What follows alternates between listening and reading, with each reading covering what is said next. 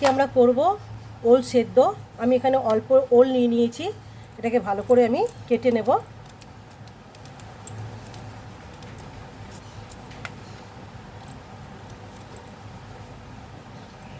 আপনাদেরকে কেটে আমি দেখাচ্ছি। দেখতে পাচ্ছেন আমি ওলগুলোকে ভালো করে ছোট ছোট করে কেটে নিয়েছি।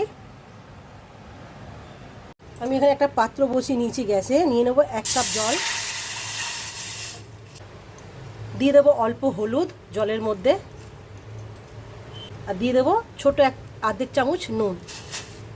জলটা ভালো করে মিশিয়ে নেব।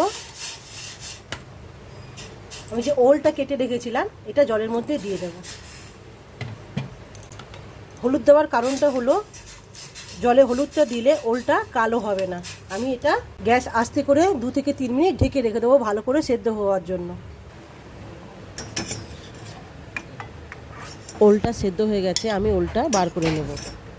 গুলো সব জল ঝরিয়ে একটা বাটিতে আমরা ঢেলে নেব। বাটিতে ঢেলে একটা চামচের সাহায্যে ভালো করে আমরা এটা ম্যাশ করে নেব। করে ম্যাশ করা হয়ে গেছে।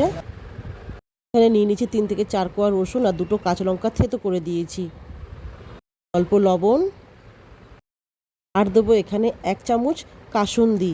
কাসুন্দি দিতে ভালোই লাগে, বেশ খেতেও ঝাঁঝ ঝাঁঝ লাগে। দিয়ে দেবো 1 চামচ সর্ষের তেল, দেবো অর্ধেক লেবুর রস। সব কিছু দিয়ে ভালো করে এটাকে আমরা মেখে নেব। মেখে নিলেই আমাদের রেডি ওল ভর্তা বা ওল সেদ্ধ। বানাতে বেশিক্ষণ সময় লাগে না, গরম গরম ভাতে দারুণ লাগে খেতে। আপনারা অবশ্যই একবার ট্রাই করবেন আর কমেন্ট করে আমাকে জানাতে ভুলবেন না। এর জন্য এতটাই। Thanks for watching.